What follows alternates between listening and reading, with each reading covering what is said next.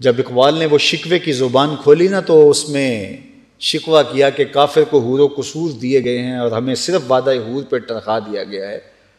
تو اس کا پھر جواب بھی آیا کہ تم میں کوئی حوروں کا چاہنے والا ہی نہیں.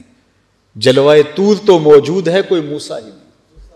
کوئی طلب سے وہاں آ کر کے جھولی پھیلا کے مانگنے والا ہی نہیں. تمہارے اندر دولت عثمانیوں ہی نہیں ہے. دولت مند تو جب حالات تھوڑے تلخ ہو جاتے ہیں تو وہ اور تنگی کر دیتا ہے، ذخیرہ اندوزی کرنے بیٹھ جاتا ہے. مدینۃ المنورہ کے اندر ایک زمانے میں کوئی قحط کی سی کیفیت پیدا ہوئی اور حالات تنگ ہو گئے اور لوگ منتظر تھے. حضرت سیدنا عثمان غنی رضی اللہ تعالیٰ عنہ کا تجارتی قافلہ غلہ لینے گیا ہوا تھا.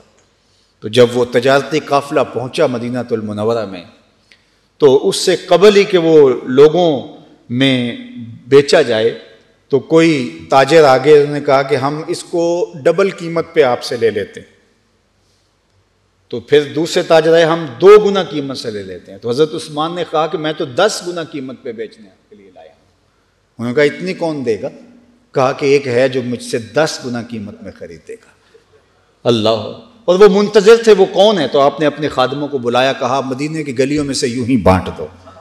من جاء بالحسنۃ فلہ عشر امثالھا، میرا مالک 10 گنا مجھے عطا کرے گا.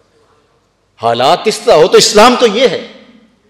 اور ہم جب اس طرح کے حالات ہوتے ہیں تو چیزوں کو اور لپیٹ کے بیٹھ جاتے ہیں. تو پھر کیا مصیبت ہو. یہ پیٹرول مہنگا ہوا ہے تو رات لائنیں لگی تھی، وہ چاہ رہے تھے کہ 12 بجے کے بعد ہی سیل کریں. آپ مجھے یہ بتائیے کہ ایک روٹین کی سیل ہو رہی ہے اور خریدا بھی اس حساب سے اور نفع میں بیچا جا رہا ہے. تو یہ ہم خود اپنے آپ کو دیکھیں، ہم کھڑے کہاں ہیں. جب میں کہتا ہوں الہی میرے احوال دیکھ، حکم ہوتا ہے اپنا نامہ اعمال دیکھ. تو کہا کہ تم دوستیاں لگاتے ہو ان سے اور ان کی دوستیوں پر فخر ہے، تمہیں ناز ہے ان کی دوستیوں پہ. اور دوسری طرف اسلام تمہاری زبان کے اوپر سے اسلام ہے. تمہارے اندر اسلام ہوتا تو کبھی خیانت نہ کرتے.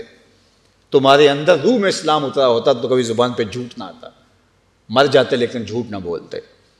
تمہاری روح میں اسلام اترا ہوتا تو کیسے تم غنائم کو ہڑپ کر لیتے، کیسے تم حکومتی خزانے کو نوچتے، کیسے تم جو ہے وہ لوگوں کی زندگی تلخ کر دیتے، کیسے تم ذخیرہ اندوزی کرتے، کیسے تم جھوٹی قسمیں کھاتے، کیسے تم اپنے ہمسائے کو تکلیف دیتے، کیسے تم راستے کو بند کر کے اپنی ضرورت کے لیے کھڑے ہو جاتے اور راستے بند کر کے لوگوں کو اذیت پہنچاتے اور تکلیفیں پہنچاتے.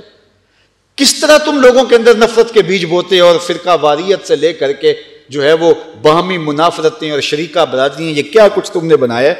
یہ کیا اسلام ہے، دین ہے؟ یہ حضور کا دیا ہوا دین نہیں ہے. یہ تمہارے نفس کی تراشی ہوئی چیزیں ہیں. اور پھر کہتے ہو کہ ہمارے رب نے ہمیں جو ہے وہ کہاں رکھا ہے. تم اس جگہ پہ آئے نہیں. واعظ قوم کی وہ پختہ خیالی نہ رہی، برق طبعی نہ رہی، شعلہ مکالی نہ رہی، رہ گئی رسم آزاں روح بلالی نہ رہی، فلسفہ رہ گیا تلقین غزالی نہ رہے، مسجد مرثیہ خواہیں کہ نمازی نہ رہے، یعنی صاحب اوصاف وہ حجازی نہ رہے. تو آج ہم وہ ہیں ہی نہیں ہیں. نماز، روزہ، حج، زکوٰۃ سب کچھ ہے باقی، مگر تو باقی نہیں. اقبال نے کہا تھا یہ سب باقی ہیں، یہ رسمیں رہ گئی ہیں، لیکن تو اندر سے جو اصل وہ روح جو تھی وہ ختم ہو گئی. اور نتیجہ کیا کہ آج جس حالت میں ہیں، اللہ تعالیٰ ہمیں محفوظ فرمائے اور ہمیں سچی توبہ کی توفیق دے. ہم لوگوں کے لیے نرم دل بنے، آپس میں نرم دل اور دوسروں کے لیے، کافروں کے لیے سخت دل. لیکن ہم کافروں کے لیے نرم اور اپنوں کے لیے سخت بنیں، اور جس کا نتیجہ جو ہے وہ ہمارے سامنے ہے. اللہ میرے وطن کی حفاظت فرمائے اور اپنی امان میں رکھے. وصلی اللہ